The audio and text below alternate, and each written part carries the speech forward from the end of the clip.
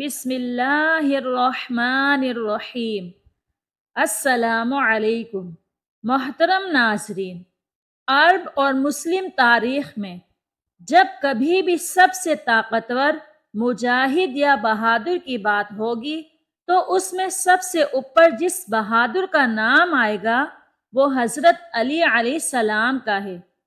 دنیا حضرت علی کے کارناموں، بہادری اور طاقت سے بخوبی واقف ہے۔ حضرت علی نے اپنی زندگی میں درجنوں جنگیں لڑی، جن میں سے بدر، خندق، خیبر وہ اہم جنگیں تھیں جس میں حضرت علی نے دشمنوں کے لشکر میں تباہی مچا کر رکھ دی اور مسلمانوں کو یک طرفہ جیت دلائی۔ حضرت علی کے متعلق کہا جاتا ہے کہ ان کو فرق نہیں پڑتا تھا کہ ان کے سامنے کتنا بڑا لشکر یا فوج ہے، وہ ان لشکروں پر شیر کی طرح حملہ کرتے تھے اور اس لیے اللہ کے نبی نے انہیں شیر خدا کے لقب سے بھی نوازا تھا۔ محترم ناظرین، جب 19 رمضان کو مسجد کوفہ میں امام علی علیہ السلام کی اذان گونجنے لگی تو پوری کائنات میں سوگ برپا ہو گیا۔ چرند پرند جنات چیخنے لگے اور حضرت جبرائیل علیہ السلام تمام انسانوں سے کہنے لگے کہ اے انسانوں، آج آخری مرتبہ علی کی آواز میں اذان سن لو۔ مولا علی علیہ السلام اذان دے کر مصلح عبادت پر آئے، اللہ کی عبادت کر رہے تھے۔ جیسے ہی آپ نے سجدہ کیا تو عبد الرحمن ابن ملجم زہر سے ڈوبی ہوئی تلوار امام علی علیہ السلام کے سر پر دے مارتا ہے۔ بس مسجد کوفہ میں قیامت برپا ہو گئی۔ تمام چاہنے والے سر پیٹنے لگے۔ امام علی علیہ السلام کا مسلح خون سے رنگین ہو گیا۔ آپ کے سر کا خون آپ کے چہرے اور داڑھی پر آ لگا۔ کچھ چاہنے والے اس ملعون کو ڈھونڈنے لگے جس نے مولا علی کو ضرب ماری، تو کچھ مولا علی علیہ السلام کے سر کا خون صاف کرنے لگے۔ اتنی دیر میں امام علی علیہ السلام نے فرمایا، اے حسن، یہ نماز فجر کا وقت ہے، پہلے نماز مکمل کرواؤ، اس کے بعد مجھے دیکھنا۔ امام حسن علیہ السلام نے نماز پڑھائی اور مسجد میں موجود تمام مسلمانوں نے نماز پڑھی۔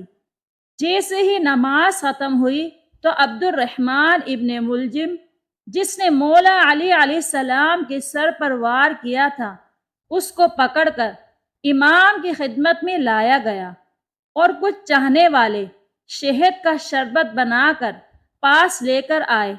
جیسے ہی امام علی علیہ السلام نے اپنے قاتل کے چہرے پر خوف دیکھا تو اپنے چاہنے والوں سے فرمانے لگے کہ اس شربت کی مجھے نہیں بلکہ میرے قاتل کو ضرورت ہے، یہ شربت اسے پلا دو، اور دیکھو اس نے مجھ پر ایک وار کیا ہے، اس پر بھی ایک ہی وار کرنا، اور اگر یہ زندہ بچ جائے تو اسے آزاد کر دینا۔ دیکھو اگر یہ اس وار سے مر جائے تو اس کے جسم کے اعضاء نہ کاٹنا، کیونکہ میں نے اللہ کے رسول سے سنا کہ اللہ کے نزدیک سب سے بدترین انسان وہ ہے جو مرے ہوئے انسان کے جسم کے حصے کاٹتا ہے۔ بس آپ یہ فرمانے لگے اور تمام چاہنے والے آپ کے عدل و انصاف کو دیکھ کر رونے لگے۔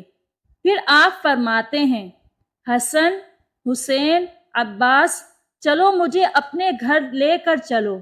آپ اپنے بیٹوں کے سہارے سے جیسے ہی گھر کے قریب پہنچتے ہیں تو فرماتے ہیں، عباس، سب چاہنے والوں کو کہو کہ واپس اپنے گھر چلے جائیں۔ تو کسی نے عرض کیا، یا امیر المومنین، یہ سب آپ کے چاہنے والے ہیں، اس حالت میں آپ کو کیسے چھوڑ کر چلے جائیں؟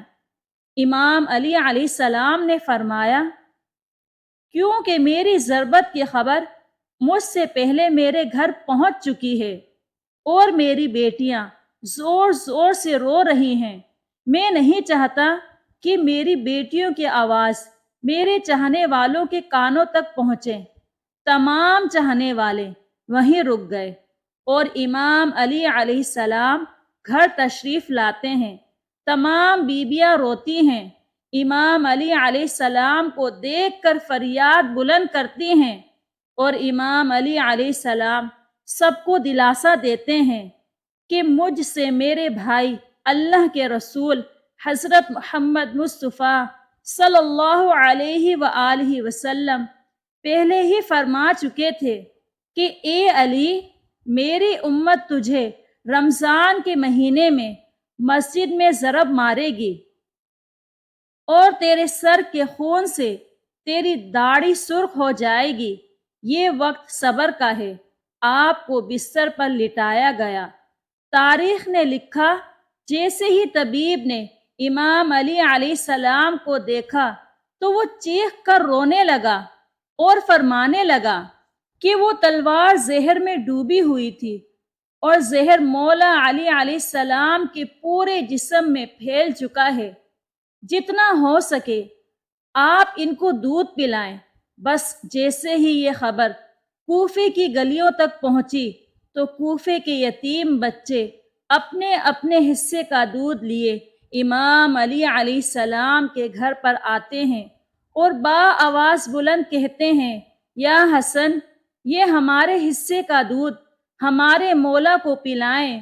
ہم ایک مرتبہ یتیم ہو چکے ہیں، دوسری مرتبہ یتیم نہیں ہونا چاہتے۔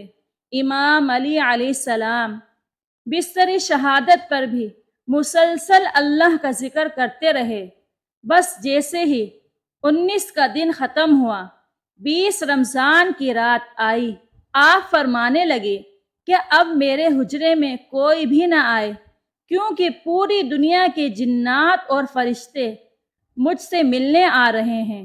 اور پھر جیسے ہی 20 رمضان کا سورج طلوع ہوا تو آپ امام حسن سے فرمانے لگے، اے حسن، جاؤ میرے تمام چاہنے والوں سے کہو کہ اپنے امام کا آخری دیدار کر لیں۔ آپ کے عقیدت مند قطار بنا کر جیسے ہی آپ کی زیارت کے لیے گھر میں داخل ہوئے تو دیکھا کہ زہر پھیلنے کی وجہ سے آپ کا چہرہ پورا زرد ہو چکا ہے۔ سب چیخ کر رونے لگے۔ امام علی علیہ السلام فرمانے لگے، پوچھو جو پوچھنا چاہتے ہو، کیونکہ میں علی زمین کے رستوں سے زیادہ آسمانوں کے رستے جانتا ہوں۔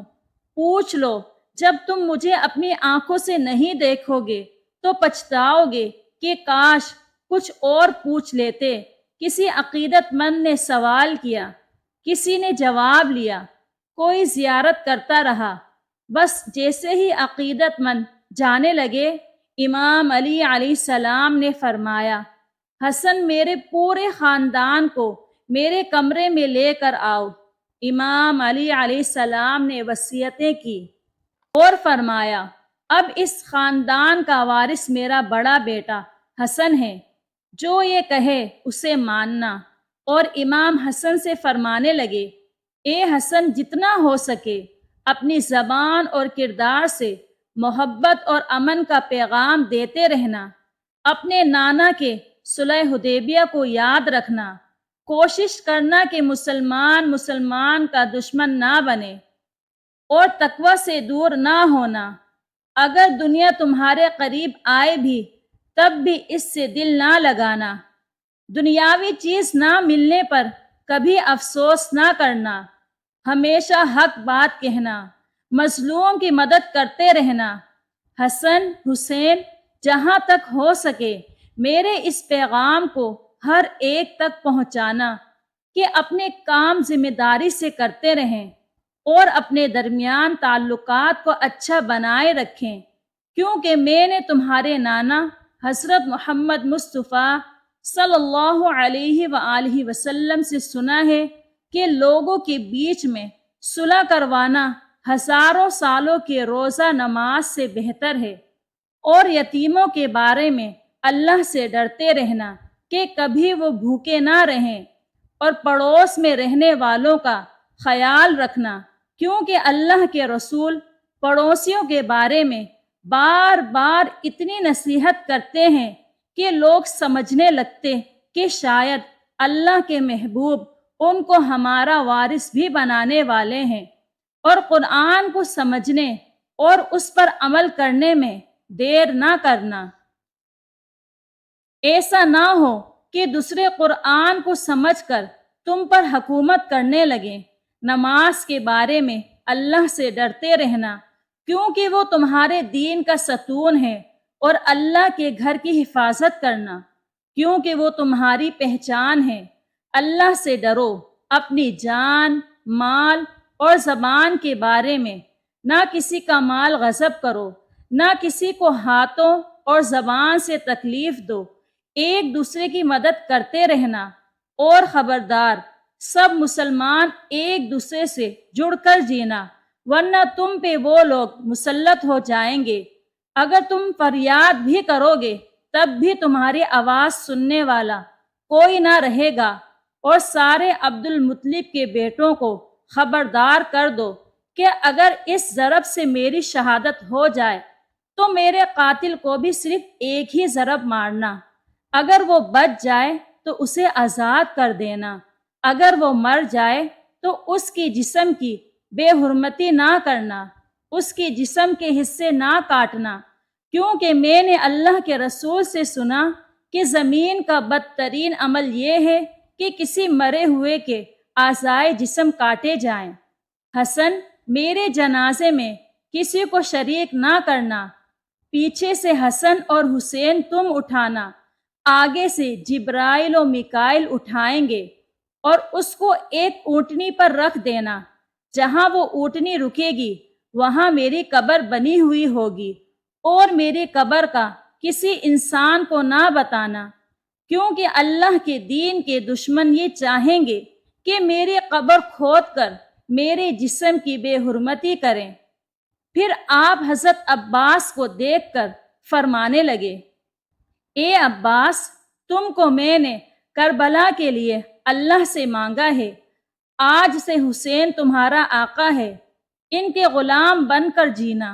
پھر امام حسین کو دیکھا اور رو کر فرمانے لگے، اے حسین، تیری شہادت کی خبر تیرے نانا نے تیری آمد کے وقت ہی سنا دی تھی، تجھے 3 دن کا بھوکا پیاسا کر کے کربلا کے میدان میں شہید کیا جائے گا، تیرے بچوں کو، ساتھیوں کو بے دردی سے مارا جائے گا۔ حسین، تیری شہادت کے بعد میری بیٹیوں کو، تیری بہنوں کو رسیوں میں قید کر کے اسی کوفہ و شام میں پھرایا جائے گا۔ حسین، اللہ کے دین کے لیے صبر کرنا، اور جب وقت آخر آئے تو اپنی بہنوں اور بیٹیوں کو نصیحت کرنا کہ اسلام کے لیے صبر کرتے رہیں، اور قدم قدم پر یہ گواہی دیتے رہیں کہ اللہ کے سوا کوئی عبادت کے لائق نہیں، اور ان کا نانا حضرت محمد مصطفیٰ صلی اللہ علیہ وآلہ وسلم اللہ کے رسول ہیں۔ بس اتنی دیر میں آپ فرمانے لگے، سلام یا رسول اللہ۔ سارا خاندان چیخ کے رونے لگا اور کہنے لگا، اے ہمارے مولا، کیا ہمارے درمیان اللہ کے رسول موجود ہیں؟ امام علی علیہ السلام نے مسکرا کر فرمایا، ہاں، اللہ کے محبوب اور تمہاری ماں فاطمہ الزہرا رضی اللہ تعالی عنہا مجھے لینے آئے ہیں۔ بس پورا گھر زار و قطار رونے لگا، اور یوں امام علی علیہ السلام نے اپنی آنکھیں بند کر لی۔ آپ کی وصیت پر عمل کرتے ہوئے آپ کے جنازے میں کسی کو بھی شریک نہیں کیا گیا۔ پیچھے سے حسن اور حسین نے اٹھایا تو آگے سے وہ جنازہ خود بخود اٹھنے لگا، اور ایک نورانی اونٹنی ظاہر ہوئی، جنازے کو اس پر رکھا، اور وہ کوفے سے باہر چلتی گئی، ایک ویران جگہ پر جا رکی جہاں ایک چمکدار پتھر تھا۔ جیسے ہی امام حسن اور حسین نے اس پتھر کو ہٹایا تو اس پتھر کے نیچے قبر بنی ہوئی تھی، اور اس پر لکھا ہوا تھا کہ یہ قبر اللہ کے نبی نے بنائی ہے اللہ کے ولی علی ابن ابی طالب علیہ السلام کے لیے۔ کعبے میں ولادت اور مسجد میں شہادت یہ امام علی علیہ السلام کے رتبے اور مرتبے کو بتانے کے لیے کافی ہے۔ بے شک شہادت بہادر کی وراثت ہوتی ہے۔ سلام ہو اللہ کے ولی شیر خدا امام علی علیہ السلام کی عظمت پر۔